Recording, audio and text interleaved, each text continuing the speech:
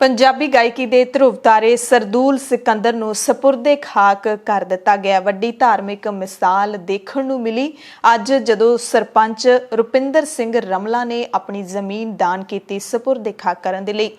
ਨੌਦੀਪ ਕੌਰ ਦੇ ਨਾਲ गिरफ्तार ਕੀਤੇ ਗਏ ਮਜ਼ਦੂਰ ਕਾਰਕੁਨ शिव कुमार ਦੇ ਹੱਥ ਅਤੇ ਪੈਰ ਦੀਆਂ ਹੱਡੀਆਂ ਟੁੱਟੀਆਂ ਹੋਈਆਂ ਨੇ। ਸਰੀਰ ਤੇ ਗੰਭੀਰ ਜ਼ਖਮ ਨੇ। ਮੈਡੀਕਲ ਰਿਪੋਰਟ ਦੇ ਵਿੱਚ ਸਨਸਨੀਖੇਜ਼ ਖੁਲਾਸਾ ਹੋਇਆ ਜਿਹੜਾ ਕਹਿੰਦਾ ਕਿ ਪੁਲਿਸ ਨੇ ਤਸ਼ੱਦਦ ਕੀਤਾ ਹੈ शिव कुमार ਤੇ।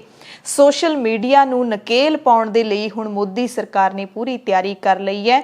ਜਲਦ ਹੀ ਨਵੇਂ ਕਾਨੂੰਨ ਲਾਗੂ ਕਰ ਦਿੱਤੇ ਜਾਣਗੇ। ਨੀਰਵ ਮੋਦੀ ਹੈ ਜਿਹੜਾ ਭਾਰਤ ਦਾ ਭਗੌੜਾ ਹੋਇਆ ਵੱਡਾ ਵਪਾਰੀ ਹੈ, ਉਸ ਨੂੰ ਹੁਣ ਯੂਕੇ ਦੀ ਅਦਾਲਤ ਨੇ ਭਾਰਤ ਹਵਾਲੇ ਕਰਨ ਦਾ ਹੁਕਮ ਸੁਣਾ ਦਿੱਤਾ ਹੈ। ਚੀਨ ਦੇ ਰਾਸ਼ਟਰਪਤੀ ਸ਼ੀ ਜਿਨਪਿੰਗ ਨੇ ਵੱਡਾ ਬਿਆਨ ਦਿੱਤਾ ਹੈ ਕਿ ਚੀਨ ਦੇ ਵਿੱਚੋਂ 100% ਦੀ ਗਰੀਬੀ ਖਤਮ ਹੋਈ ਹੈ। ਚੀਨ ਦੇ ਵਿੱਚ ਚਮਤਕਾਰ ਹੋਇਆ। ਕਿਹਾ ਕਿ 4 ਦਹਾਕਿਆਂ ਦੇ ਵਿੱਚ 770 ਮਿਲੀਅਨ ਤੋਂ ਵੱਧ ਲੋਕਾਂ ਨੂੰ ਗਰੀਬੀ ਰੇਖਾ ਚੋਂ ਅਸੀਂ ਬਾਹਰ ਕੱਢ ਦਿੱਤਾ ਹੈ। ਸਪੈਸ਼ਲ ਨਿਊਜ਼ ਬੁਲੇਟਿਨ ਦੇ ਵਿੱਚ ਸਭ ਦਾ ਸਵਾਗਤ ਹੈ। ਮੈਂ ਹਰਸ਼ਰਨ ਕੌਰ। ਬੁਲੇਟਿਨ ਦੇ ਵਿੱਚ ਸਭ ਤੋਂ ਪਹਿਲਾਂ ਅਸੀਂ ਤੁਹਾਨੂੰ ਮੁਬਾਰਕਬਾਦ ਦਵਾਂਗੇ 7ਵੇਂ ਗੁਰੂ ਸ਼੍ਰੀ ਗੁਰੂ ਹਰਿਰਾਏ ਸਾਹਿਬ ਜੀ ਦੇ ਪ੍ਰਕਾਸ਼ ਪੁਰਬ ਦੀ। ਗੁਰੂ ਹਰਿਰਾਏ ਸਾਹਿਬ ਜੀ ਦਾ ਪ੍ਰਕਾਸ਼ ਪੁਰਬ ਪੂਰੀ ਦੁਨੀਆ ਦੇ ਵਿੱਚ ਵਸਦੀ ਸਿੱਖ ਸੰਗਤ ਦੇ ਵੱਲੋਂ ਬੜੇ ਉਤਸ਼ਾਹ ਦੇ ਨਾਲ ਮਨਾਇਆ ਗਿਆ ਤੇ ਸਾਹਿਬਜ਼ਾਦਾ ਅਜੀਤ ਸਿੰਘ ਨਗਰ ਮੋਹਾਲੀ ਦੇ ਇਤਿਹਾਸਿਕ ਗੁਰਦੁਆਰਾ ਅੰਬ ਸਾਹਿਬ ਵਿਖੇ ਖਾਸ ਸਮਾਗਮ ਨੇ ਜਿਹੜੇ ਉਹ ਲਗਾਤਾਰ ਚੱਲ ਰਹੇ ਨੇ ਤੇ ਇਹਨਾਂ ਖਾਸ ਸਮਾਗਮਾਂ ਦੀ ਕਵਰੇਜ ਕੀਤੀ ਹੈ ਦਾ ਖਾਲਸ ਟੀਵੀ ਦੀ ਟੀਮ ਨੇ। ਪਹਿਲਾਂ ਅਸੀਂ ਤੁਹਾਨੂੰ ਤਸਵੀਰਾਂ ਨੇ ਜਿਹੜੀਆਂ ਉਹ ਦਿਖਾਵਾਂਗੇ ਗੁਰਦੁਆਰਾ ਅੰਬ ਸਾਹਿਬ ਤੋਂ।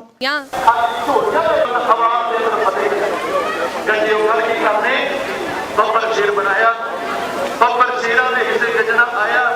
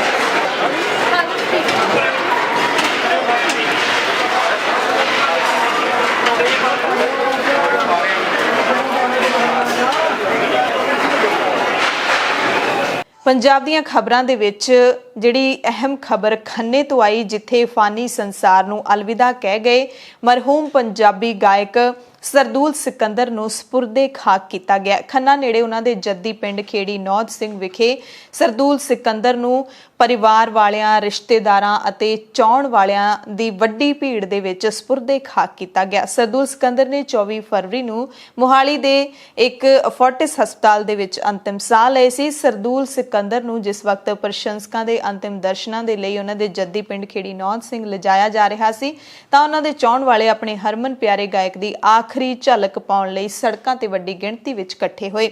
ਲੋਕਾਂ ਨੇ ਸ਼ਰਧਾ ਦੇ ਫੁੱਲਾਂ ਦੇ ਪ੍ਰਤੀਕ ਫੁੱਲਾਂ ਦੀ ਵਰਖਾ ਕਰਕੇ ਸ਼ਰਧਾਂਜਲੀ ਦਿੱਤੀ ਆਪਣੇ ਪਿਆਰੇ ਗਾਇਕ ਨੂੰ। ਪੰਜਾਬ ਦੇ ਸਾਰੇ ਗਾਇਕਾਂ ਲਈ ਇੱਕ ਰੋਲ ਮਾਡਲ ਸਰਦੂਲ ਸਿਕੰਦਰ ਗਾਇਕ ਚਰਨਜੀਤ ਅਹੂਜਾ ਨੂੰ ਆਪਣਾ ਗੁਰੂ ਮੰਨਦੇ ਸੀ ਤੇ ਉਸ ਵਕਤ ਵੱਡੀ ਧਾਰਮਿਕ ਮਿਸਾਲ ਦੇਖਣ ਨੂੰ ਮਿਲੀ, ਭਾਈਚਾਰਕ ਮਿਸਾਲ ਦੇਖਣ ਨੂੰ ਮਿਲੀ ਜਦੋਂ ਸਰਦੂਲ ਸਿਕੰਦਰ ਦੀ ਦੇਹ ਨੂੰ ਸਪੁਰਦੇ ਖਾਕ ਕਰਨ ਦੇ ਲਈ ਨੇੜਲੇ ਪਿੰਡ ਖੇੜੀ ਨੌਦ ਸਿੰਘ ਦੇ ਸਰਪੰਚ ਰੁਪਿੰਦਰ ਸਿੰਘ ਰਮਲਾ ਨੇ ਆਪਣੀ ਜ਼ਮੀਨ ਦਾਨ ਕਰ ਦਿੱਤੀ।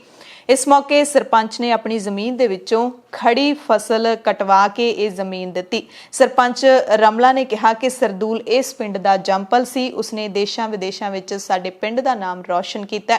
ਉਹਨਾਂ ਕਿਹਾ ਕਿ ਜਲਦ ਹੀ ਅਸੀਂ ਪਿੰਡ ਦੇ ਵਿੱਚ ਸਰਦੂਲ ਸਿਕੰਦਰ ਦੇ ਨਾਂ ਤੇ ਇੱਕ ਯਾਦਗਾਰ ਦੀ ਉਸਾਰੀ ਵੀ ਕਰਾਂਗੇ ਜਿੱਥੇ ਹਰ ਸਾਲ ਸਰਦੂਲ ਸਿਕੰਦਰ ਦੀ ਯਾਦ ਦੇ ਵਿੱਚ ਸੰਗੀਤ ਸੰਮੇਲਨ ਕਰਵਾਇਆ ਜਾਵੇਗਾ।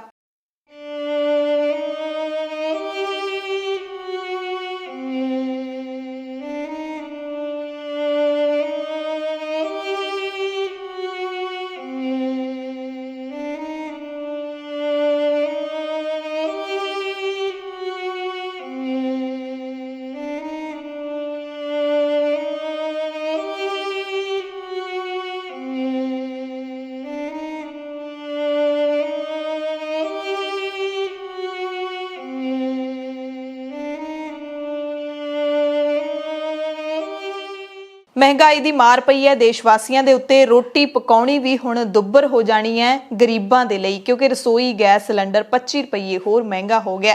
LPG ਦੇ ਸਬਸਿਡੀ ਵਾਲੇ ਸਿਲੰਡਰ ਦਾ ਭਾਅ ਹੈ ਜਿਹੜਾ 25 ਰੁਪਏ ਪ੍ਰਤੀ ਸਿਲੰਡਰ ਵਧਾ ਦਿੱਤਾ ਗਿਆ। ਮੋਦੀ ਸਰਕਾਰ ਜਦੋਂ ਆਈ ਸੀ, ਬਹੁਤ ਹੀ ਵੱਡੇ ਜਿਹੜੇ ਵਿਗਿਆਪਨ ਚੱਲਦੇ ਸੀ ਟੀਵੀ ਦੇ ਉੱਤੇ, ਜਿਹਦੇ ਵਿੱਚ ਦਿਖਾਇਆ ਜਾਂਦਾ ਸੀ ਖਾਸ ਕਰਕੇ ਇਸ ਮੁਲਕ ਦੇ ਲੋੜਵੰਦ ਲੋਕਾਂ ਨੂੰ, ਜਿਹੜੇ ਕਹਿੰਦੇ ਸੀ ਕਿ ਹੁਣ ਅਸੀਂ ਵੀ ਚੁੱਲ੍ਹੇ ਚੋਂ ਨਿਕਲ ਕੇ ਗੈਸ ਵਰਤ ਸਕਦੇ ਹਾਂ, ਸਿਲੰਡਰ ਦੇ ਨਾਲ ਚੁੱਲ੍ਹਾ ਲਾ ਕੇ ਅਸੀਂ ਰੋਟੀਆਂ ਬਣਾ ਸਕਦੇ ਹਾਂ। ਪਰ ਹੁਣ ਸਬਸਿਡੀ ਵਾਲੇ ਸਿਲੰਡਰ ਦੇ ਵਿੱਚ ਵੀ 25 ਰੁਪਏ ਦਾ ਵਾਧਾ ਕਰ ਦਿੱਤਾ ਗਿਆ। ਇਹ ਵਾਧਾ ਉਜਵਲ ਯੋਜਨਾ ਅਧੀਨ ਆਉਣ ਵਾਲਿਆਂ ਤੇ ਵੀ ਲਾਗੂ ਕੀਤਾ ਗਿਆ ਹੈ। ਦਿੱਲੀ ਦੇ ਵਿੱਚ ਹੁਣ 14.5 ਕਿਲੋ ਦਾ ਜਿਹੜਾ ਸਿਲੰਡਰ ਹੈ ਉਸ ਦੀ ਕੀਮਤ 794 ਰੁਪਏ ਹੋ ਗਈ ਹੈ ਤੇ ਜਿਹੜੀ ਪਹਿਲਾਂ 769 ਰੁਪਏ ਹੁੰਦੀ ਸੀ। ਇਹ ਵਾਧਾ ਸਬਸਿਡੀ ਤੇ ਗੈਰ ਸਬਸਿਡੀ ਵਾਲੇ ਸਾਰੀਆਂ ਸ਼੍ਰੇਣੀਆਂ ਦੇ ਉੱਤੇ ਲਾਗੂ ਕੀਤਾ ਗਿਆ। ਨਵਦੀਪ ਕੌਰ ਦੇ ਨਾਲ ਜੁੜੀ ਖਬਰ ਹੈ। ਹਰਿਆਣਾ ਪੁਲਿਸ ਨੇ ਕਿਰਤ ਅਧਿਕਾਰਾਂ ਦੀ ਕਾਰਕੁਨ ਨਵਦੀਪ ਕੌਰ ਤੇ ਤਸ਼ੱਦਦ ਦੇ ਦੋਸ਼ਾਂ ਨੂੰ ਬੇਬੁਨਿਆਦ ਕਰਾਰ ਦਿੰਦਿਆਂ ਦੋਸ਼ ਲਾ ਦਿੱਤਾ ਹੈ ਉਲਟਾ ਕਿ ਇਹ ਕਾਰਕੁਨ ਉਦਯੋਗਪਤੀਆਂ ਤੋਂ ਫਿਰੌਤੀ ਵਸੂਲਦੀ ਸੀ। ਬੁੱਧਵਾਰ ਯਾਨੀ ਕਿ 24 ਫਰਵਰੀ ਨੂੰ ਜਦੋਂ ਪੰਜਾਬ ਹਰਿਆਣਾ ਹਾਈ ਕੋਰਟ ਦੇ ਵਿੱਚ ਨਵਦੀਪ ਦੀ ਜ਼ਮਾਨਤ ਵਾਲੀ ਅਰਜ਼ੀ ਦੇ ਉੱਤੇ ਸੁਣਵਾਈ ਹੋਣੀ ਸੀ ਤਾਂ ਉਸ ਵਕਤ ਹਰਿਆਣੇ ਦੀ ਪੁਲਿਸ ਨੇ ਆਪਣਾ ਜਵਾਬ ਦਾਖਲ ਕੀਤਾ ਸੀ ਹਾਈ ਕੋਰਟ ਦੇ ਹੁਕਮਾਂ ਤੋਂ ਬਾਅਦ।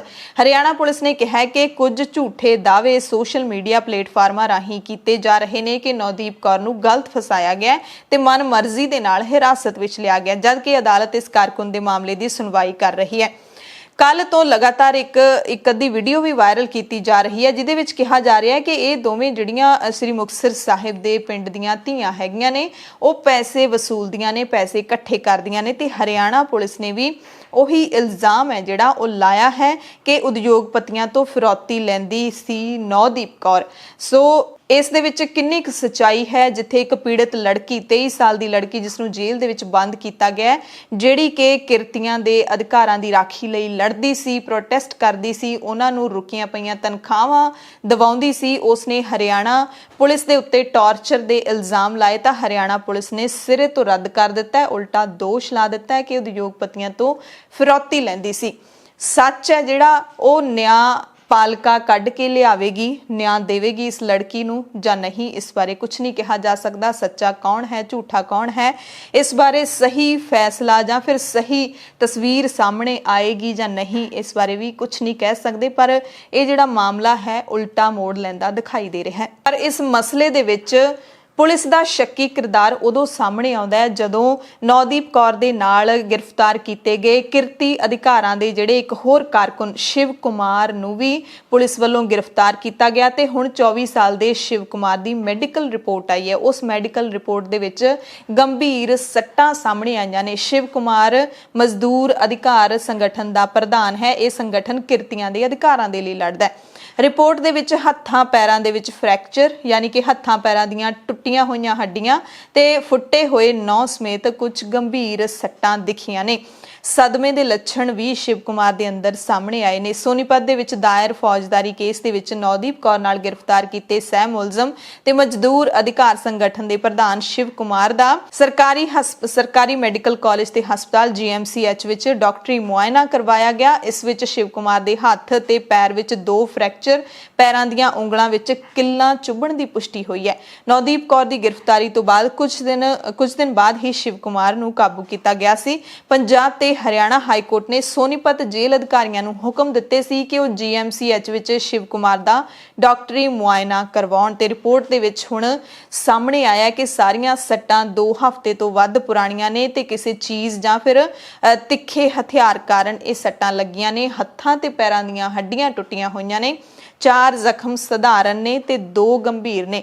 ਤੇ ਸ਼ਿਵ ਕੁਮਾਰ ਦੇ ਵਕੀਲ ਅਰਸ਼ਦੀਪ ਚੀਮਾ ਨੇ ਦੱਸਿਆ ਕਿ ਸ਼ਿਵ ਕੁਮਾਰ ਦੀ ਮੈਡੀਕਲ ਰਿਪੋਰਟ ਵਿੱਚ ਸਾਫ਼ ਹੈ ਕਿ ਸੱਟਾਂ ਗੰਭੀਰ ਨੇ ਤੇ ਇਹ report Punjab Haryana high court ਦੇ ਵਿੱਚ ਜਮ੍ਹਾਂ ਕਰਵਾ ਦਿੱਤੀ ਗਈ ਹੈ। ਪਿਛਲੇ ਦਿਨੀ ਜਦੋਂ ਸ਼ਿਵ ਕੁਮਾਰ ਨੂੰ ਚੰਡੀਗੜ੍ਹ ਲਿਆਂਦਾ ਗਿਆ ਸੀ ਅਦਾਲਤ ਦੇ ਵਿੱਚ ਪੇਸ਼ ਕਰਨ ਦੇ ਲਈ ਤਾਂ ਮੀਡੀਆ ਦੇ ਵਿੱਚ ਕੁਝ ਤਸਵੀਰਾਂ ਸਾਹਮਣੇ ਆਈਆਂ ਸੀ। ਖਾਸ ਕਰਕੇ ਮਨਦੀਪ ਪੂਨੀਆ ਨੇ ਇਹ ਤਸਵੀਰਾਂ ਨੇ ਆਪਣੇ ਟਵਿੱਟਰ ਹੈਂਡਲ ਦੇ ਉੱਤੇ ਸਾਂਝੀਆਂ ਕੀਤੀਆਂ ਸੀ, ਜਿਸ ਦੇ ਵਿੱਚ ਉਹਨਾਂ ਨੇ ਦੱਸਿਆ ਸੀ ਕਿ ਸ਼ਿਵ ਕੁਮਾਰ ਦੇ ਪੈਰ ਨੀਲੇ ਨੇ ਤੇ 9 ਉਖੜੇ ਹੋਏ ਨੇ। ਇਸ ਤਰ੍ਹਾਂ ਲੱਗਦਾ ਹੈ ਜਿਵੇਂ ਬੇਤਹਾਸ਼ਾ ਕੁੱਟਮਾਰ ਸ਼ਿਵ ਕੁਮਾਰ ਦੇ ਨਾਲ ਹਿਰਾਸਤ ਦੇ ਵਿੱਚ ਕੀਤੀ ਗਈ ਹੈ। ਟੂਲਕਿਟ ਮਾਮਲੇ ਦੇ ਵਿੱਚ ਦਿੱਲੀ ਦੀ ਅਦਾਲਤ ਨੇ ਸ਼ਾਂਤਨੂ ਮਲਿਕ ਨੂੰ ਗ੍ਰਿਫਤਾਰ ਕਰਨ ਤੋਂ 9 ਮਾਰਚ ਤੱਕ ਰਾਹਤ ਦੇ ਦਿੱਤੀ ਹੈ। ਯਾਨੀ ਕਿ ਅਦਾਲਤ ਨੇ ਪੁਲਿਸ ਨੂੰ ਸ਼ਾਂਤਨੂ ਖਿਲਾਫ ਕਾਰਵਾਈ ਕਰਨ ਤੋਂ ਰੋਕ ਦਿੱਤਾ ਹੈ।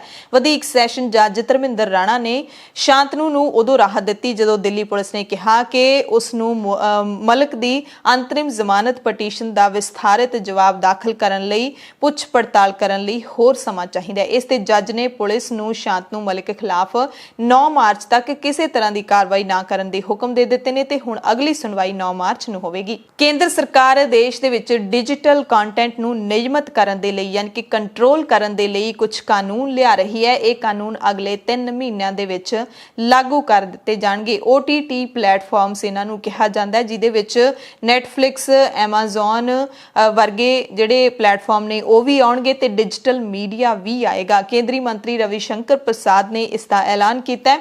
ਉਹਨਾਂ ਨੇ ਕਿਹਾ ਕਿ ਸੋਸ਼ਲ ਮੀਡੀਆ ਕੰਪਨੀਆਂ ਦੇ ਲਈ ਕੰਮ ਕਰਨ ਦਾ ਢੁਕਵਾਂ ਪ੍ਰਬੰਧ ਹੋਣਾ ਚਾਹੀਦਾ ਹੈ। ਸੋਸ਼ਲ ਮੀਡੀਆ ਕੰਪਨੀਆਂ ਭਾਰਤ ਵਿੱਚ ਕਾਰੋਬਾਰ ਕਰਦੀਆਂ ਰਹਿਣ ਪਰ ਦੋਹਰੇ ਮਾਪਦੰਡ ਨਹੀਂ ਚੱਲਣਗੇ। ਵਾਰ-ਵਾਰ ਇਹਨਾਂ ਦੇ ਵੱਲੋਂ ਕਿਹਾ ਗਿਆ ਕਿ ਭਾਰਤ ਦੀ ਏਕਤਾ ਤੇ ਅਖੰਡਤਾ ਨੂੰ ਕੋਈ ਵੀ ਖਤਰਾ ਤੁਹਾਡੇ ਪਲੇਟਫਾਰਮ ਦੇ ਰਾਹੀਂ ਪੈਦਾ ਨਹੀਂ ਹੋਣਾ ਚਾਹੀਦਾ। ਉਹਨਾਂ ਕਿਹਾ ਕਿ ਸੋਸ਼ਲ ਮੀਡੀਆ ਚਲਾਉਣ ਵਾਲੇ ਲੋਕਾਂ ਨੂੰ ਸ਼ਿਕਾਇਤ ਅਧਿਕਾਰੀ ਨਿਯੁਕਤ ਕਰਨਾ ਲਾਜ਼ਮੀ ਹੋਵੇਗਾ ਜੋ 24 ਘੰਟਿਆਂ ਦੇ ਵਿੱਚ ਸ਼ਿਕਾਇਤ ਦਰਜ ਕਰੇਗਾ। ਔਰਤਾਂ ਦੀਆਂ ਅਸ਼ਲੀਲ ਤੇ ਉਹਨਾਂ ਨੂੰ ਬਦਲ ਕੇ ਪਾਈਆਂ ਤਸਵੀਰਾਂ ਨੂੰ 24 ਘੰਟਿਆਂ ਦੇ ਵਿੱਚ ਹਟਾਉਣਾ ਪਏਗਾ। ਜੇ ਸ਼ਿਕਾਇਤ ਮਿਲ ਜਾਂਦੀ ਹੈ, ਸ਼ਿਕਾਇਤ ਮਿਲਣ ਤੋਂ 24 ਘੰਟਿਆਂ ਦੇ ਅੰਦਰ ਉਸ ਇਤਰਾਜ਼ਯੋਗ ਸਮੱਗਰੀ ਨੂੰ ਹਟਾਉਣਾ ਪਵੇਗਾ। ਕਾਨੂੰਨੀ ਏਜੰਸੀਆਂ ਦੇ ਨਾਲ ਤਾਲਮੇਲ ਕਰਕੇ ਇੱਕ ਨੋਡਲ ਅਧਿਕਾਰੀ ਦੀ ਨਿਯੁਕਤੀ ਕਰਨੀ ਹੋਏਗੀ। ਹਰੇਕ 6 ਮਹੀਨੇ ਅੰਦਰ ਸ਼ਿਕਾਇਤਾਂ ਅਤੇ ਉਹਨਾਂ ਤੇ ਕੀਤੀ ਕਾਰਵਾਈ ਦੀ ਰਿਪੋਰਟ ਦੇਣੀ ਪਵੇਗੀ। OTT ਪਲੇਟਫਾਰਮ ਨੂੰ 3 ਪੱਧਰੀ ਵਿਵਸਥਾ ਕਰਨੀ ਹੋਏਗੀ, ਇੱਕ ਕੰਪਨੀ ਦੇ ਪੱਧਰ ਤੇ, ਦੂਜਾ ਸਵੈ ਨਿਯਮ ਲਈ ਤੇ ਤੀਸਰਾ ਓਵਰਸਾਈਟ ਮੈਕੈਨਿਜ਼ਮ ਦੇ ਲਈ।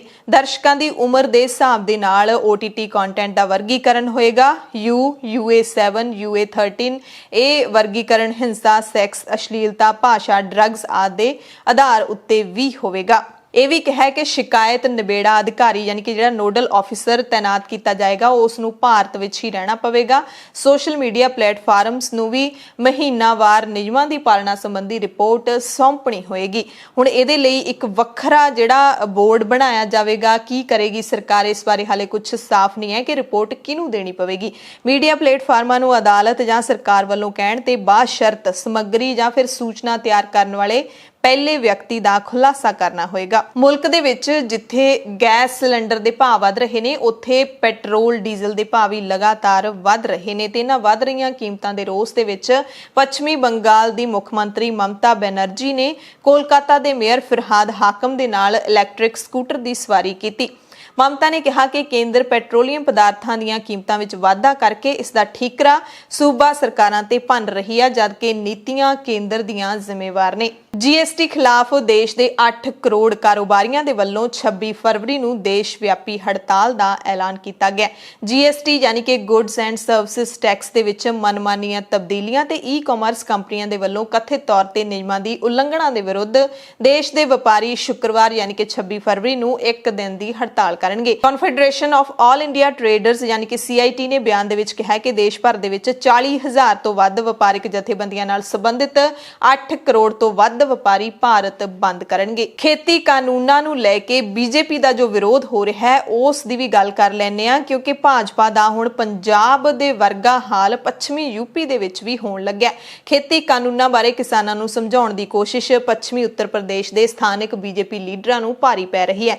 ਕਿਸਾਨ ਕਹਿ ਰਹੇ ਨੇ ਕਿ BJP ਲੀਡਰਾਂ ਨੂੰ ਪਿੰਡਾਂ ਵਿੱਚ ਜਾ ਕੇ ਨਹੀਂ ਸਗੋਂ ਸੰਸਦ ਵਿੱਚ ਜਾ ਕੇ ਸਰਕਾਰ ਨੂੰ ਸਮਝਾਉਣਾ ਚਾਹੀਦਾ ਹੈ, ਕਿਉਂਕਿ ਕਾਨੂੰਨ ਉੱਥੇ ਬਣਦੇ ਨੇ। ਪੱਛਮੀ UP ਦੇ ਸ਼ਾਮਲੀ ਜ਼ਿਲ੍ਹੇ ਦੇ ਲਿਲੋਨ ਪਿੰਡ ਦੇ ਕਿਸਾਨ ਤੇ ਕਾਲਖੰਡੇ ਖਾਪ ਦੇ ਪ੍ਰਧਾਨ ਚੌਧਰੀ ਸੰਜੇ ਬਾਬਾ ਨੇ ਕਿਹਾ ਕਿ ਜਦੋਂ 18 ਸੋਧਾਂ ਕਰਨ ਲਈ ਸਰਕਾਰ ਹੀ ਤਿਆਰ ਹੈ, ਇਸ ਦੀ ਖਰਾਬੀ ਨੂੰ BJP ਦੇ ਵੱਡੇ ਨੇਤਾ ਸਮਝ ਚੁੱਕੇ ਨੇ, ਤਾਂ ਛੋਟੇ ਲੀਡਰ ਸਾਨੂੰ ਸਮਝਾਉਣ ਕਿਉਂ ਆ ਰਹੇ ਨੇ? ਇਹ ਜਾ ਕੇ ਸੰਸਦ ਦੇ ਵਿੱਚ ਆਪਣੀ ਸਰਕਾਰ ਦੇ ਮੰਤਰੀਆਂ ਨੂੰ ਸਮਝਾਉਣ ਜਿਨ੍ਹਾਂ ਨੇ 18 ਕਮੀਆਂ ਵਾਲੇ ਇਹ ਕਾਨੂੰਨ ਬਣਾਏ ਨੇ, ਕਿਉਂਕਿ 18 ਸੋਧਾਂ ਕਰਨ ਲਈ ਸਰਕਾਰ ਖੁਦ ਵੀ ਤਿਆਰ ਹੈ। ਕਿਸਾਨ ਮਜ਼ਦੂਰ ਸੰਘਰਸ਼ ਕਮੇਟੀ ਦੇ ਵੱਲੋਂ 25 ਫਰਵਰੀ ਨੂੰ ਤਰਨਤਾਰਨ ਜ਼ਿਲ੍ਹੇ ਦੀ ਦਾਣਾ ਮੰਡੀ ਵਿੱਚ ਵੱਡੀ ਮਹਾ ਰੈਲੀ ਕੀਤੀ ਗਈ, ਜਿਸ ਜਿਸ ਵਿੱਚ ਵੱਡੀ ਗਿਣਤੀ ਵਿੱਚ ਲੋਕਾਂ ਨੇ ਸ਼ਮੂਲੀਅਤ ਕੀਤੀ। ਰੈਲੀ ਦੇ ਵਿੱਚ ਹਜ਼ਾਰਾਂ ਕਿਸਾਨਾਂ, ਮਜ਼ਦੂਰਾਂ, ਬੀਬੀਆਂ, ਨੌਜਵਾਨਾਂ, ਸ਼ਹਿਰੀਆਂ, ਦੁਕਾਨਦਾਰਾਂ, ਬੁੱਧੀਜੀਵੀਆਂ, ਆੜ੍ਹਤੀਆਂ, ਪੱਲੇਦਾਰਾਂ, ਵਿਦਿਆਰਥੀਆਂ, ਸਾਬਕਾ ਫੌਜੀਆਂ, ਧਾਰਮਿਕ ਲੀਡਰਾਂ ਅਤੇ ਪੱਤਰਕਾਰਾਂ ਨੇ ਸ਼ਮੂਲੀਅਤ ਕੀਤੀ। ਇਸ ਰੈਲੀ ਵਿੱਚ ਇਨਕਲਾਬੀ ਨਾਅਰਿਆਂ ਦੀ ਗੂੰਜ ਦੇ ਵਿੱਚ ਦਿੱਲੀ ਅਤੇ ਸਾਕਾ ਨਨਕਾਣਾ ਸਾਹਿਬ ਦੇ ਸ਼ਹੀਦਾਂ ਨੂੰ ਯਾਦ ਕੀਤਾ ਗਿਆ ਤੇ ਮੋਦੀ ਸਰਕਾਰ ਦੇ ਕਿਸਾਨ ਵਿਰੋਧੀ ਰਵੱਈਏ ਦੇ ਖਿਲਾਫ ਮਤੇ ਪਾਸ ਕੀਤੇ ਗਏ ਨੇ ਕਿ ਕਿਸਾਨਾਂ ਦਾ ਸਾਰਾ ਕਰਜ਼ਾ ਖਤਮ ਕੀਤਾ ਜਾਵੇ, ਸਸਤਾ ਅਨਾਜ ਕਰਕੇ ਹਰ ਲੋੜਵੰਦ ਨੂੰ ਦਿੱਤਾ ਜਾਵੇ, ਜਿਹੜੇ ਗਰੀਬ ਮਜ਼ਦੂਰ ਬਿਜਲੀ ਖਪਤਕਾਰ ਬਿਜਲੀ ਦਾ ਬਿੱਲ ਨਹੀਂ ਦੇ ਪਾ ਰਹੇ ਉਹਨਾਂ ਦੇ ਜਬਰੀ ਮੀਟਰ ਕੱਟਣੇ ਬੰਦ ਕੀਤੇ ਜਾਣ। ਕਿਸਾਨ ਮਜ਼ਦੂਰ ਸੰਘਰਸ਼ ਕਮੇਟੀ ਦੇ ਲੀਡਰ ਸਰਵਣ ਸਿੰਘ ਪੰਧੇਰ ਨੇ ਲੋਕਾਂ ਨੂੰ ਅਪੀਲ ਵੀ ਕੀਤੀ ਕਿ ਉਹ ਵੱਧ ਤੋਂ ਵੱਧ ਫੰਡ ਇਕੱਠਾ ਕਰਕੇ 30 ਦਿਨਾਂ ਦੇ ਵਾਸਤੇ ਦਿੱਲੀ ਮੋਰਚੇ ਵਿੱਚ ਜ਼ਰੂਰ ਸ਼ਾਮਿਲ ਹੋਣ। ਪੰਧੇਰ ਨੇ 5 ਮਾਰਚ ਨੂੰ ਅੰਮ੍ਰਿਤਸਰ ਦੇ ਗੋਲਡਨ ਗੇਟ ਤੋਂ ਹਜ਼ਾਰਾਂ ਟਰੈਕਟਰ ਟਰਾਲੀਆਂ ਦਾ ਅਗਲਾ ਜਥਾ ਵੀ ਦਿੱਲੀ ਨੂੰ ਕੂਚ ਕਰਨ ਦਾ ਐਲਾਨ ਕੀਤਾ ਹੈ। 20 ਮਾਰਚ ਨੂੰ ਤਰਨਤਾਰਨ ਜ਼ਿਲ੍ਹੇ ਦੇ ਹਰ ਪਿੰਡ ਦੇ ਵਿੱਚੋਂ ਟਰੈਕਟਰ ਟਰਾਲੀਆਂ ਤੇ ਸਵਾਰ ਹੋ ਕੇ ਲੱਖਾਂ ਕਿਸਾਨ ਦਿੱਲੀ ਨੂੰ ਕੂਚ ਕਰਨਗੇ। ਇਸ ਦਾ ਐਲਾਨ ਵੀ ਕੀਤਾ ਗਿਆ। ਦਿੱਲੀ ਦੇ ਬਾਰਡਰਾਂ ਤੇ ਧਰਨੇ ਲਗਾਤਾਰ ਚੱਲ ਰਹੇ ਨੇ। ਗਾਜ਼ੀਪੁਰ ਬਾਰਡਰ ਤੋਂ ਨਵੀਂ ਅਪਡੇਟ ਹੈ ਕਿ ਇੱਥੇ ਪੁਲਿਸ ਦੀ ਸਖਤੀ ਹੋਰ ਵਧਾ ਦਿੱਤੀ ਗਈ ਹੈ। ਇੱਥੇ ਕਿਸਾਨਾਂ ਦੇ ਵਿੱਚ ਬੇਚੈਨੀ ਤੇ ਰੋਹ ਵੱਧ ਰਿਹਾ ਹੈ ਕਿਉਂਕਿ ਪੁਲਿਸ ਦੀ ਜਿਹੜੀ ਸਖਤੀ ਹੈ ਉਹ ਜ਼ਿਆਦਾ ਵਧਾ ਦਿੱਤੀ ਗਈ ਹੈ। ਸਰਕਾਰ ਤੇ ਪੁਲਿਸ ਨੇ ਜਿੱਥੇ ਮੁੱਖ ਸੜਕਾਂ ਬੰਦ ਕਰ ਦਿੱਤੀਆਂ ਨੇ ਤੇ ਉੱਥੇ ਕਈ ਕਿਸਾਨ ਮੁਜ਼ਾਹਰਾਕਾਰੀਆਂ ਨੂੰ ਨੋਟਿਸ ਵੀ ਭੇਜੇ ਜਾ ਰਹੇ ਨੇ। ਕਿਸਾਨ ਲੀਡਰਾਂ ਨੇ ਗਾਜ਼ੀਪੁਰ ਬਾਰਡਰ ਤੇ ਇਸ ਸੰਬੰਧੀ ਪ੍ਰੈਸ ਕਾਨਫਰੰਸ ਕੀਤੀ ਹੈ ਤੇ ਸਰਕਾਰ ਵੱਲੋਂ ਭੇਜੇ ਗਏ ਨੋਟਿਸਾਂ ਦੀ ਨਿਖੇਧੀ ਕੀਤੀ ਹੈ। ਇਹ ਨੋਟਿਸ 26 ਜਨਵਰੀ ਦੀ ਹਿੰਸਾ ਦੇ ਵਿੱਚ ਕਿਸਾਨਾਂ ਨੂੰ ਮੁਲਜ਼ਮ ਬਣਾਉਂਦਿਆਂ ਭੇਜੇ ਗਏ ਨੇ। ਕਿਸਾਨ ਲੀਡਰ ਜਗਤਾਰ ਬਾਜਵਾ ਨੇ ਕਿਹਾ ਹੈ ਕਿ ਪੁਲਿਸ ਤੇ ਕੇਂਦਰ ਸਰਕਾਰ ਨੇ ਤਾਨਾਸ਼ਾਹੀ ਦੀਆਂ ਸਾਰੀਆਂ ਹੱਦਾਂ ਪਾਰ ਕਰ ਦਿੱਤੀਆਂ ਨੇ। ਸਰਕਾਰ ਹਰ ਹਾਲਤ ਵਿੱਚ ਕਿਸਾਨ ਅੰਦੋਲਨ ਨੂੰ ਦਬਾਉਣਾ ਚਾਹ ਰਹੀ ਹੈ। ਇਸ ਕਰਕੇ ਅੰਦੋਲਨਕਾਰੀ ਕਿਸਾਨਾਂ ਦੇ ਵਿੱਚ ਡਾਢਾ ਰੋਸ ਹੈ। ਜਗਤਾਰ ਸਿੰਘ ਬਾਜਵਾ ਨੇ IANS ਦੀ ਰਿਪੋਰਟ ਦੇ ਹਵਾਲੇ ਨਾਲ ਦੱਸਿਆ ਕਿ ਇੱਕ ਔਰਤ ਨੂੰ ਵੀ ਨੋਟਿਸ ਭੇਜਿਆ ਗਿਆ ਜੋ ਦਿੱਲੀ ਵਿੱਚ ਕੰਮ ਕਰਦੀ ਹੈ। ਅਜਿਹਾ ਸਿਰਫ ਇਸ ਲਈ ਹੋਇਆ ਕਿਉਂਕਿ ਗਣਤੰਤਰ ਦਿਵਸ ਮੌਕੇ ਉਸ ਦਾ ਮੋਬਾਈਲ ਉਸੇ ਟਾਵਰ ਦੀ ਰੇਂਜ ਵਿੱਚ ਆਉਂਦਾ ਹੈ ਜਿੱਥੇ ਕਿਸਾਨ ਅੰਦੋਲਨ ਕਰ ਰਹੇ ਨੇ। ਕਿਸਾਨ ਆਗੂਆਂ ਨੇ ਸਪਸ਼ਟ ਕਰ ਦਿੱਤਾ ਹੈ ਕਿ ਜਿਹੜੇ ਵੀ ਲੋਕਾਂ ਨੂੰ ਅਜਿਹੇ ਨੋਟਿਸ ਕਰ ਦਿੱਤੇ ਨੇ, ਅਜਿਹੇ ਨੋਟਿਸ ਮਿਲੇ ਨੇ, ਉਹਨਾਂ ਨੂੰ ਗ੍ਰਿਫਤਾਰੀ ਨਹੀਂ ਦੇਣੀ ਚਾਹੀਦੀ, ਨਾ ਹੀ ਪੁਲਿਸ ਮੂਹਰੇ ਪੇਸ਼ ਹੋਣਾ ਚਾਹੀਦਾ ਹੈ। ਕਿਸਾਨਾਂ ਨੇ ਜਿਹੜਾ ਲੀਗਲ ਸੈੱਲ ਬਣਾਇਆ ਹੈ ਉਹ ਸਾਰੀ ਪੈਰਵਾਈ ਖੁਦ ਕਰੇਗਾ। ਕਿਸਾਨ ਲੀਡਰ ਗੁਰਨਾਮ ਸਿੰਘ ਚੜੂਨੀ ਦੀ ਜਾਣਕਾਰੀ ਦੇ ਮੁਤਾਬਿਕ ਹੁਣ ਤੱਕ ਪੂਰੇ ਦੇਸ਼ ਦੇ ਵਿੱਚ 1700 ਕਿਸਾਨਾਂ ਨੂੰ ਅਜਿਹੇ ਨੋਟਿਸ ਭੇਜ ਚੁੱਕੀ ਹੈ ਦਿੱਲੀ ਦੀ ਪੁਲਿਸ। ਬੀਜੇਪੀ ਲੀਡਰਾਂ ਦਾ ਭਾਵੇਂ ਪੰਜਾਬ, ਹਰਿਆਣਾ ਤੋਂ ਇਲਾਵਾ ਹੁਣ ਯੂਪੀ ਦੇ ਵਿੱਚ ਵੀ ਤਿੱਖਾ ਵਿਰੋਧ ਕਿਸਾਨਾਂ ਦੇ ਵੱਲੋਂ ਕਰਨਾ ਸ਼ੁਰੂ ਹੋ ਚੁੱਕਿਆ, ਪਰ ਫਿਰ ਵੀ ਬੀਜੇਪੀ ਦੇ ਲੀਡਰ ਦਾਅਵੇ ਕਰ ਰਹੇ ਨੇ ਕਿ ਉਹ ਕਿਸਾਨਾਂ ਨੂੰ ਸਮਝਾ ਕੇ ਹਟਣਗੇ ਤੇ ਮੋਦੀ ਸਰਕਾਰ ਦੀ ਲਗਾਤਾਰ ਤਰਫਦਾਰੀ ਕਰ ਰਹੇ ਨੇ। ਹਰਿਆਣਾ ਦੇ ਸਾਬਕਾ ਮੰਤਰੀ ਰਾਮ ਵਿਲਾਸ ਸ਼ਰਮਾ ਨੇ ਕਿਸਾਨ ਅੰਦੋਲਨ ਜਿਹੜਾ ਜਾਰੀ ਹੈ ਉਸ ਨੂੰ ਖਤਮ ਕਰਨ ਲਈ ਇਸ ਖਿਲਾਫ ਸਖਤ ਕਾਰਵਾਈ ਦੇ ਸੰਕੇਤ ਦਿੱਤੇ ਨੇ। ਰਾਮ ਵਿਲਾਸ ਸ਼ਰਮਾ ਨੇ ਕਿਹਾ ਕਿ ਅਸੀਂ ਮੋਦੀ ਜੀ ਦੀ ਸਰਕਾਰ ਗੁਜਰਾਤ ਵਿੱਚ ਵੀ ਤੇ ਕੇਂਦਰ ਵਿੱਚ ਵੀ ਕਈ ਸਾਲਾਂ ਤੋਂ ਦੇਖੀ ਹੈ।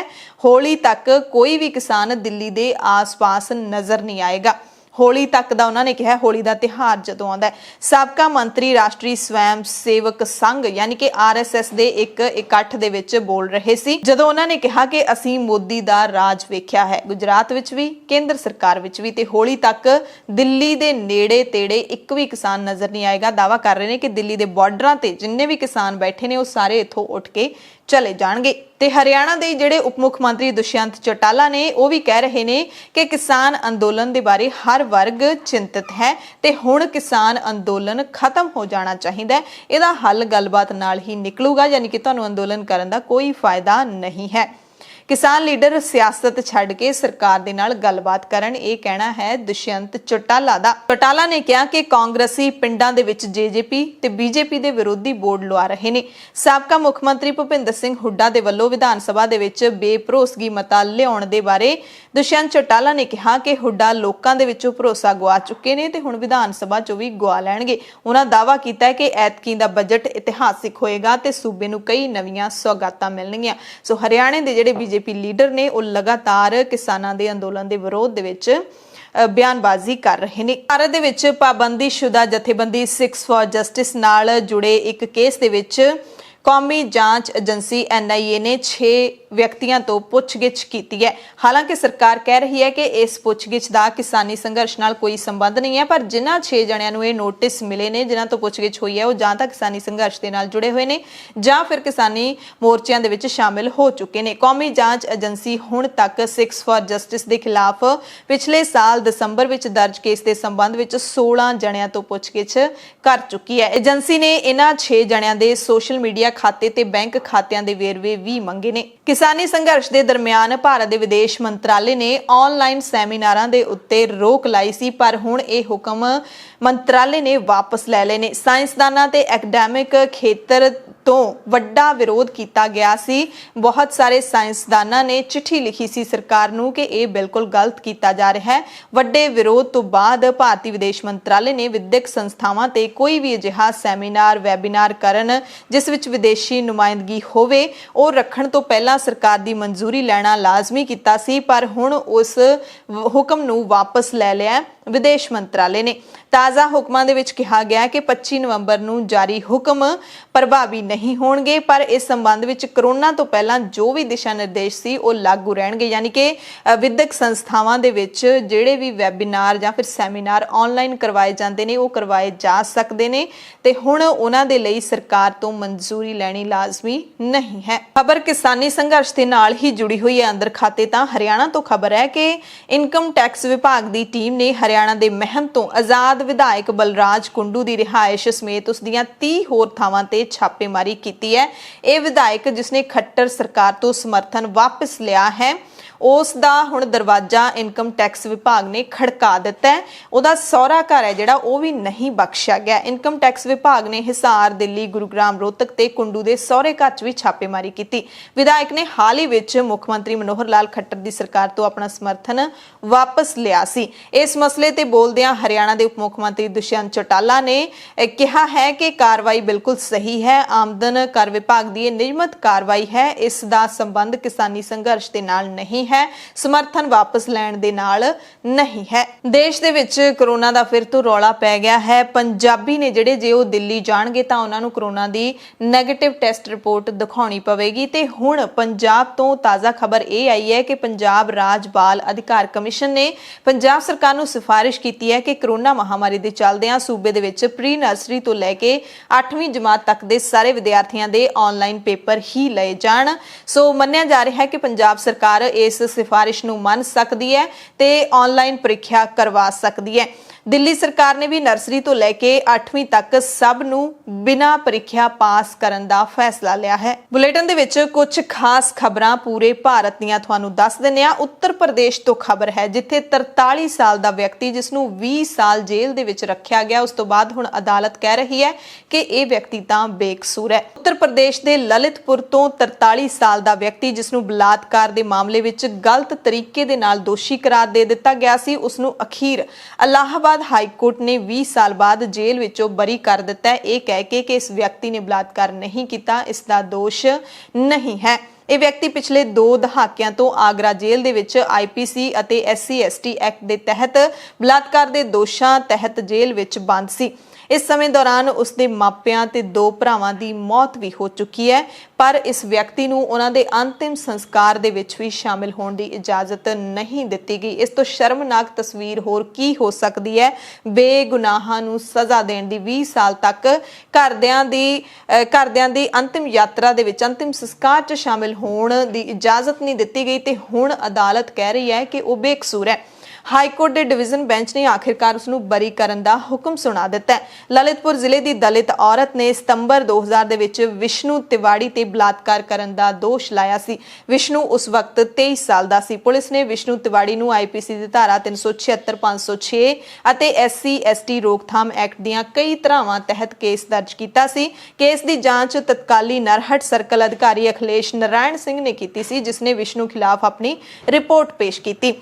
ਸੈਸ਼ਨ ਕੋਰਟ ਨੇ ਦੋਸ਼ੀ ਨੂੰ ਉਮਰ ਕੈਦ ਦੀ ਸਜ਼ਾ ਸੁਣਾ ਦਿੱਤੀ ਸੀ। ਬਾਅਦ ਚ ਉਸ ਨੂੰ ਆਗਰਾ ਜੇਲ੍ਹ ਭੇਜ ਦਿੱਤਾ ਗਿਆ, ਜਿੱਥੇ ਉਹ ਇਸ ਵਕਤ ਬੰਦ ਹੈ। ਵਿਸ਼ਨੂੰ ਨੇ ਸੈਸ਼ਨ ਕੋਰਟ ਦੇ ਫੈਸਲੇ ਦੇ ਖਿਲਾਫ 2005 ਦੇ ਵਿੱਚ ਹਾਈ ਕੋਰਟ ਵਿੱਚ ਅਪੀਲ ਕੀਤੀ, ਪਰ ਕੇਸ ਤੇ 16 ਸਾਲਾਂ ਤੱਕ ਸੁਣਵਾਈ ਹੀ ਨਹੀਂ ਹੋਈ। ਸੋ ਇਸ ਪੂਰੇ ਮਸਲੇ ਦੇ ਵਿੱਚ ਬਹੁਤ ਸਾਰੇ ਸਵਾਲ ਉੱਠਦੇ ਨੇ ਕਿ ਕੀ ਜਿਹੜੇ ਜੱਜ ਨੇ ਵਿਸ਼ਨੂੰ ਨੂੰ ਉਮਰ ਕੈਦ ਦੀ ਸਜ਼ਾ ਸੁਣਾਈ ਸੀ, ਦੋਸ਼ੀ ਐਲਾਨ ਕੇ ਕੀ ਉਸ ਖਿਲਾਫ ਕਾਰਵਾਈ ਹੋਏਗੀ? ਜਿਹੜੀ ਔਰਤ ਨੇ ਵਿਸ਼ਨੂੰ ਤਿਵਾੜੀ ਤੇ ਬਲਾਤਕਾਰ ਦਾ ਇਲਜ਼ਾਮ ਲਾਇਆ ਸੀ, ਕੀ ਉਸ ਖਿਲਾਫ ਕੋਈ ਕਾਰਵਾਈ ਹੋਏਗੀ? ਵਿਸ਼ਨੂੰ ਨੂੰ ਆਖਿਰਕਾਰ ਕਿਵੇਂ ਇਨਸਾਫ ਮਿਲੇਗਾ? ਬਹੁਤ ਵੱਡੇ ਸਵਾਲ ਨੇ ਜਿਹੜੇ ਇਸ ਮਸਲੇ ਵਿੱਚ ਜ਼ਰੂਰ ਉੱਠਦੇ ਨੇ। ਮਹਾਰਾਸ਼ਟਰ ਤੋਂ ਖਬਰ ਹੈ, ਜਿੱਥੇ ਇੱਕ ਹੋਸਟਲ ਦੇ ਵਿੱਚ 229 ਵਿਦਿਆਰਥੀ ਕਰੋਨਾ ਪੋਜ਼ਿਟਿਵ ਪਾਏ ਗਏ ਨੇ। ਮਹਾਰਾਸ਼ਟਰ ਦੇ ਵਾਸ਼ਿਮ ਦੇ ਇੱਕ ਹੋਸਟਲ ਦੇ ਵਿੱਚ 229 ਸਕੂਲੀ ਵਿਦਿਆਰਥੀ ਤੇ 3 ਸਟਾਫ ਮੈਂਬਰ ਕਰੋਨਾ ਵਾਇਰਸ ਤੋਂ ਪੀੜਤ ਪਾਏ ਗਏ ਨੇ। ਵਾਸ਼ਿਮ ਜ਼ਿਲ੍ਹਾ ਪ੍ਰਸ਼ਾਸਨ ਨੇ ਇਸ ਦੀ ਜਾਣਕਾਰੀ ਦਿੱਤੀ ਹੈ। ਪੀੜਤ ਵਿਦਿਆਰਥੀਆਂ ਵਿੱਚੋਂ 151 ਵਿਦਿਆਰਥੀ ਅਮਰਾਵਤੀ ਦੇ ਰਹਿਣ ਵਾਲੇ ਨੇ। ਇਸ ਹੋਸਟਲ ਦੇ ਵਿੱਚ ਕੁੱਲ 327 ਵਿਦਿਆਰਥੀ ਰਹਿੰਦੇ ਨੇ, ਜੋ ਅਮਰਾਵਤੀ, ਹਿੰਗੋਲੀ, ਨੰਦੇੜ, ਵਾਸ਼ਿਮ, ਬੁਲਢਾਣਾ ਤੇ ਅਕੋਲਾ ਜ਼ਿਲ੍ਹੇ ਦੇ ਰਹਿਣ ਵਾਲੇ ਨੇ। ਪਿਛਲੇ ਹਫਤੇ ਵੀ 26 ਬੱਚੇ ਕਰੋਨਾ ਪੋਜ਼ਿਟਿਵ ਪਾਏ ਗਏ ਸੀ, ਜਿਸ ਤੋਂ ਬਾਅਦ ਸਾਰੇ ਬੱਚਿਆਂ ਦਾ ਕੋਵਿਡ ਟੈਸਟ ਕਰਵਾਇਆ ਗਿਆ ਤੇ ਹੁਣ 229 ਵਿਦਿਆਰਥੀ ਕਰੋਨਾ ਵਾਇਰਸ ਪੋਜ਼ਿਟਿਵ ਪਾਏ ਗਏ ਨੇ। ਭਾਰਤ ਤੇ ਪਾਕਿਸਤਾਨ ਕਸ਼ਮੀਰ ਦੇ ਨਾਲ ਲੱਗਦੀ ਸਰਹੱਦ ਦੇ ਉੱਤੇ ਗੋਲੀਬਾਰੀ ਰੋਕਣ ਦੇ ਲਈ ਸਹਿਮਤ ਹੋ ਗਏ ਨੇ। ਭਾਰਤ ਤੇ ਪਾਕਿਸਤਾਨ ਦੀਆਂ ਫੌਜਾਂ ਨੇ ਵੀਰਵਾਰ ਨੂੰ ਸਹਿਮਤੀ ਪ੍ਰਗਟਾਈ ਹੈ ਕਿ ਉਹ ਕਸ਼ਮੀਰ ਦੇ ਵਿੱਚ ਕੌਮਾਂਤਰੀ ਸਰਹੱਦ ਉੱਤੇ ਗੋਲੀਬਾਰੀ ਰੋਕਣ ਦੇ ਲਈ ਸਹਿਮਤ ਹਨ, ਜਿੱਥੇ ਪਿਛਲੇ ਕੁਝ ਮਹੀਨਿਆਂ ਤੋਂ ਗੋਲੀਬਾਰੀ ਜਾਰੀ ਹੈ। ਸਾਂਝੇ ਬਿਆਨ ਦੇ ਵਿੱਚ ਕਿਹਾ ਗਿਆ ਕਿ ਦੋਵੇਂ ਦੇਸ਼ਾਂ ਦੇ ਫੌਜੀ ਅਧਿਕਾਰੀਆਂ ਨੇ ਟੈਲੀਫੋਨ ਰਾਹੀਂ ਗੱਲਬਾਤ ਕੀਤੀ ਹੈ, ਇੱਕ ਦੂਸਰੇ ਦੀਆਂ ਚਿੰਤਾਵਾਂ ਤੇ ਵਿਚਾਰ ਕਰਨ ਲਈ ਸਹਿਮਤ ਹੋਏ ਨੇ, ਜਿਨ੍ਹਾਂ ਕਾਰਨ ਸ਼ਾਂਤੀ ਭੰਗ ਹੋ ਸਕਦੀ ਹੈ ਤੇ ਹਿਮਾਲਯੀ ਖੇਤਰ ਵਿੱਚ ਹਿੰਸਾ ਦਾ ਕਾਰਨ ਬਣ ਸਕਦੇ ਨੇ। ਉਹਨਾਂ ਮਸਲਿਆਂ ਦੇ ਉੱਤੇ ਦੋਵੇਂ ਮੁਲਕਾਂ ਦੀਆਂ ਫੌਜਾਂ ਸਹਿਮਤ ਹੋ ਚੁੱਕੀਆਂ ਨੇ। ਭਾਰਤ ਤੋਂ ਭੱਜਿਆ ਹੋਇਆ ਹੀਰਿਆਂ ਦਾ ਇੱਕ ਵੱਡਾ ਕਾਰੋਬਾਰੀ ਹੁਣ ਮੁੜ ਤੋਂ ਭਾਰਤ ਦੇ ਹਵਾਲੇ ਕੀਤਾ ਜਾ ਸਕਦਾ ਹੈ। ਪੀਐਨਬੀ ਨਾਲ ਧੋਖਾਧੜੀ ਦੇ ਮਾਮਲੇ ਦੇ ਵਿੱਚ ਲੰਡਨ ਦੇ ਵਿੱਚ ਹੀਰਾ ਕਾਰੋਬਾਰੀ ਨੀਰਵ ਮੋਦੀ ਹਵਾਲਗੀ ਮੁਕੱਦਮਾ ਹਾਰ ਗਿਆ। ਬਰਤਾਨੀਆ ਦੇ ਜੱਜ ਨੇ ਕਿਹਾ ਕਿ ਹੀਰਾ ਕਾਰੋਬਾਰੀ ਨੀਰਵ ਮੋਦੀ ਖਿਲਾਫ ਮਾਮਲਾ ਬਣਦਾ ਨਜ਼ਰ ਆਉਂਦਾ ਹੈ। ਜੱਜ ਨੇ ਕਿਹਾ ਕਿ ਨੀਰਵ ਮੋਦੀ ਨੂੰ ਧੋਖਾਧੜੀ ਤੇ ਕਾਲੇ ਧਨ ਨੂੰ ਸਫੈਦ ਕਰਨ ਦੇ ਦੋਸ਼ਾਂ ਦਾ ਸਾਹਮਣਾ ਕਰਨ ਦੇ ਲਈ ਭਾਰਤ ਦੇ ਹਵਾਲੇ ਕੀਤਾ ਜਾ ਸਕਦਾ ਹੈ। ਲੰਡਨ ਦੀ ਅਦਾਲਤ ਨੇ ਇਸ ਗੱਲ ਤੋਂ ਇਨਕਾਰ ਕੀਤਾ ਕਿ ਨੀਰਵ ਮੋਦੀ ਦੀ ਮਾਨਸਿਕ ਸਥਿਤੀ ਅਤੇ ਸਿਹਤ ਹਵਾਲਗੀ ਦੇ ਯੋਗ ਨਹੀਂ ਹੈ, ਯਾਨੀ ਕਿ ਉਹਦੀ ਮਾਨਸਿਕ ਸਥਿਤੀ ਪੂਰੀ ਤਰ੍ਹਾਂ ਦੇ ਨਾਲ ਠੀਕ ਹੈ, ਉਸ ਨੂੰ ਅਸੀਂ ਭਾਰਤ ਨੂੰ ਸੌਂਪ ਸਕਦੇ ਹਾਂ। ਅਦਾਲਤ ਨੇ ਨੀਰਵ ਮੋਦੀ ਨੂੰ ਆਰਥਰ ਰੋਡ ਦੀ ਬੈਰਕ 12 ਵਿੱਚ ਦਿੱਤੇ ਭਰੋਸੇ ਨੂੰ ਸੰਤੁਸ਼ਟੀਜਨਕ ਵੀ ਕਰਾਰ ਦਿੱਤਾ ਹੈ। ਅਦਾਲਤ ਨੇ ਕਿਹਾ ਕਿ ਉਸ ਨੂੰ ਮੁੰਬਈ ਦੀ ਆਰਥਰ ਰੋਡ ਜੇਲ੍ਹ ਦੀ ਬੈਰਕ 12 ਵਿੱਚ ਹੀ ਰੱਖਿਆ ਜਾਣਾ ਚਾਹੀਦਾ ਹੈ। ਉਸ ਨੂੰ ਖਾਣਾ, ਸਾਫ਼ ਪਾਣੀ, ਸਾਫ਼ ਟਾਇਲਟ, ਬੈੱਡ ਦੀ ਸਹੂਲਤ ਦਿੱਤੀ ਜਾਣੀ ਚਾਹੀਦੀ ਹੈ। ਨੀਰਵ ਲਈ ਮੁੰਬਈ ਕੇਂਦਰੀ ਜੇਲ੍ਹ ਦੇ ਡਾਕਟਰ ਵੀ ਉਪਲਬਧ ਹੋਣੇ ਚਾਹੀਦੇ ਨੇ। ਬਰਤਾਨੀਆ ਦੀ ਅਦਾਲਤ ਨੇ ਫੈਸਲਾ ਸੁਣਾਇਆ ਹੈ। ਬੁਲੇਟਿਨ ਦੇ ਵਿੱਚ ਕੁਝ ਖਾਸ ਖਬਰਾਂ ਦੁਨੀਆ ਭਰ ਤੋਂ। ਸਭ ਤੋਂ ਵੱਡੀ ਖਬਰ ਚੀਨ ਤੋਂ ਆਈ ਹੈ, ਜਦੋਂ ਚੀਨ ਦੇ ਰਾਸ਼ਟਰਪਤੀ ਕਹਿ ਰਹੇ ਨੇ ਕਿ ਸਾਡੇ ਮੁਲਕ ਦੇ ਵਿੱਚ ਚਮਤਕਾਰ ਹੋਇਆ ਕਿਉਂਕਿ ਗਰੀਬੀ 100% ਖਤਮ ਹੋ ਗਈ ਹੈ। ਚੀਨ ਦੇ ਰਾਸ਼ਟਰਪਤੀ ਸ਼ੀ ਜਿਨਪਿੰਗ ਨੇ ਅੱਜ ਐਲਾਨ ਕੀਤਾ ਕਿ ਚੀਨ ਨੇ ਪਿਛਲੇ 4 ਦਹਾਕਿਆਂ ਦੌਰਾਨ 77 ਕਰੋੜ ਤੋਂ ਵੱਧ ਲੋਕਾਂ ਦੇ ਆਰਥਿਕ ਮਿਆਰ ਨੂੰ ਸੁਧਾਰ ਕੇ ਗਰੀਬੀ ਵਿਰੁੱਧ ਲੜਾਈ ਤੇ ਪੂਰੀ ਜਿੱਤ ਹਾਸਲ ਕਰ ਲਈ ਹੈ। ਜਿਨਪਿੰਗ ਨੇ ਕਿਹਾ ਕਿ ਇਹ ਦੇਸ਼ ਵੱਲੋਂ ਕੀਤਾ ਚਮਤਕਾਰ ਹੈ ਜੋ ਇਤਿਹਾਸ ਦੇ ਪੰਨਿਆਂ ਦੇ ਵਿੱਚ ਲਿਖਿਆ ਜਾਏਗਾ। ਸ਼ੀ ਨੇ ਗਰੀਬੀ ਦੇ ਖਾਤਮੇ ਸੰਬੰਧੀ ਸਮਾਗਮ ਦੇ ਵਿੱਚ ਕਿਹਾ ਕਿ ਦੁਨੀਆ ਦੀ ਸਭ ਤੋਂ ਵੱਧ ਆਬਾਦੀ ਵਾਲੇ ਮੁਲਕ ਨੇ ਗਰੀਬੀ ਪੂਰੀ ਤਰ੍ਹਾਂ ਦੇ ਨਾਲ ਖਤਮ ਕਰ ਦਿੱਤੀ ਹੈ। ਚੀਨ ਦੀ ਆਬਾਦੀ 1 ਅਰਬ 40 ਕਰੋੜ ਹੈ। ਚੀਨ ਨੇ ਸੰਯੁਕਤ ਰਾਸ਼ਟਰ ਵੱਲੋਂ ਤੈਅ ਸਮੇਂ ਤੋਂ 10 ਸਾਲ ਪਹਿਲਾਂ ਇਹ ਟੀਚਾ ਹਾਸਲ ਕਰ ਲਿਆ। ਸੰਯੁਕਤ ਰਾਸ਼ਟਰ ਨੇ ਇਸ ਟੀਚੇ ਨੂੰ ਪੂਰਾ ਕਰਨ ਦੇ ਲਈ 2030 ਦਾ ਸਮਾਂ ਦਿੱਤਾ ਸੀ, ਪਰ ਚੀਨ ਕਹਿ ਰਿਹਾ ਹੈ ਕਿ ਅਸੀਂ ਉਸ ਤੋਂ 10 ਸਾਲ ਪਹਿਲਾਂ 2020 ਦੇ ਵਿੱਚ ਇਹ ਟੀਚਾ ਹਾਸਲ ਕਰ ਲਿਆ। ਅਮਰੀਕਾ ਤੋਂ ਵੀ ਵੱਡੀ ਖਬਰ ਆਈ ਹੈ, ਜਿੱਥੇ ਗ੍ਰੀਨ ਕਾਰਡ ਜਾਰੀ ਕਰਨ ਤੇ ਲੱਗੀ ਰੋਕ ਹੁਣ ਹਟਾ ਦਿੱਤੀ ਗਈ ਹੈ। ਕਰੋਨਾ ਵਾਇਰਸ ਦੇ ਕਾਰਨ ਇਹ ਸਾਬਕਾ ਰਾਸ਼ਟਰਪਤੀ ਡੋਨਾਲਡ ਟਰੰਪ ਨੇ ਰੋਕ ਲਾਈ ਸੀ ਤੇ ਹੁਣ ਅਮਰੀਕਾ ਦੇ ਨਵੇਂ ਰਾਸ਼ਟਰਪਤੀ ਜੋ ਬਾਈਡਨ ਨੇ ਮਹਾਮਾਰੀ ਦੌਰਾਨ ਜਿਹੜੀ ਰੋਕ ਲਾਈ ਗਈ ਸੀ ਉਸ ਨੂੰ ਹਟਾ ਦਿੱਤਾ ਹੈ। ਡੋਨਾਲਡ ਟਰੰਪ ਨੇ 2020 ਦੇ ਵਿੱਚ ਕਰੋਨਾ ਵਾਇਰਸ ਕਾਰਨ ਵੱਧ ਰਹੀ ਬੇਰੁਜ਼ਗਾਰੀ ਦਾ ਹਵਾਲਾ ਦਿੰਦੇ ਹੋਏ ਸਾਲ 2020 ਦੇ ਅੰਤ ਤੱਕ ਗ੍ਰੀਨ ਕਾਰਡ ਜਾਰੀ ਕਰਨਾ ਬੰਦ ਕਰ ਦਿੱਤਾ ਸੀ, ਜਿਸ ਨੂੰ ਉਹਨਾਂ ਨੇ 31 ਮਾਰਚ ਤੱਕ ਵਧਾ ਦਿੱਤਾ ਸੀ। ਪਰ ਬਾਈਡਨ ਨੇ ਕਿਹਾ ਕਿ ਇਹ ਫੈਸਲਾ ਅਮਰੀਕਾ ਦੇ ਹਿੱਤ ਦੇ ਵਿੱਚ ਨਹੀਂ ਹੈ, ਇਸ ਕਰਕੇ ਇਸ ਰੋਕ ਨੂੰ ਹਟਾ ਦਿੱਤਾ ਗਿਆ। ਫੇਸਬੁੱਕ ਅਤੇ ਇੰਸਟਾਗ੍ਰਾਮ ਨੇ ਮਿਆਂਮਾਰ ਦੀ ਸੈਨਾ ਦੇ ਉੱਤੇ ਰੋਕ ਲਾ ਦਿੱਤੀ ਹੈ। ਮਿਆਂਮਾਰ ਦੇ ਵਿੱਚ ਤਖਤਾ ਪਲਟ ਹੋਇਆ ਪਿਛਲੇ ਦਿਨਾਂ ਦੇ ਵਿੱਚ ਤੇ ਜਿਹੜੇ ਸਾਰੇ ਲੀਡਰ ਨੇ ਉਹਨਾਂ ਨੂੰ ਫੌਜ ਨੇ ਬੰਦੀ ਬਣਾਇਆ ਹੈ ਤੇ ਉਸ ਤੋਂ ਬਾਅਦ ਫੇਸਬੁੱਕ ਨੇ ਮਿਆਂਮਾਰ ਦੀ ਫੌਜ ਤੇ ਉਹਨਾਂ ਦੇ ਸਹਿਯੋਗੀਆਂ ਦੇ ਵੱਲੋਂ ਆਪਣਾ ਪਲੇਟਫਾਰਮ ਵਰਤਣ ਦੇ ਉੱਤੇ ਰੋਕ ਲਾ ਦਿੱਤੀ ਹੈ। ਫੇਸਬੁੱਕ ਨੇ ਆਪਣੇ ਇਸ ਫੈਸਲੇ ਦਾ ਕਾਰਨ ਦੱਸਦੇ ਹੋਏ ਕਿਹਾ ਕਿ ਫੇਸਬੁੱਕ ਤੇ ਇੰਸਟਾਗ੍ਰਾਮ ਤੇ ਮਿਆਂਮਾਰ ਦੀ ਫੌਜ ਨੂੰ ਇਜਾਜ਼ਤ ਦੇਣਾ ਇੱਕ ਜ਼ੋਖਮ ਭਰਿਆ ਕੰਮ ਹੈ। 1 ਫਰਵਰੀ ਨੂੰ ਸੈਨਾ ਨੇ ਜਿਹੜਾ ਤਖਤਾ ਪਲਟ ਕੀਤਾ ਸੀ ਮਿਆਂਮਾਰ ਦੇ ਵਿੱਚ, ਉਸ ਤੋਂ ਬਾਅਦ ਫੇਸਬੁੱਕ ਨੇ ਫੌਜ ਦੇ ਮੁੱਖ ਪੇਜ ਨੂੰ ਗਾਈਡਲਾਈਨਸ ਦੀ ਉਲੰਘਣਾ ਦੇ ਕਾਰਨ ਪਹਿਲਾਂ ਹੀ ਰੋਕਿਆ ਹੋਇਆ। ਮਿਆਂਮਾਰ ਦੀ ਸੈਨਾ ਨੇ 2020 ਦੀਆਂ ਚੋਣਾਂ ਦੇ ਵਿੱਚ ਵੋਟਾਂ ਦੇ ਵਿੱਚ ਧੋਖਾਧੜੀ ਦੇ ਆਪਣੇ ਦਾਅਵੇ ਨੂੰ ਪ੍ਰਚਾਰ ਪ੍ਰਸਾਰ ਕਰਨ ਦੇ ਲਈ ਫੇਸਬੁੱਕ ਦਾ ਕਾਫੀ ਉਪਯੋਗ ਕੀਤਾ।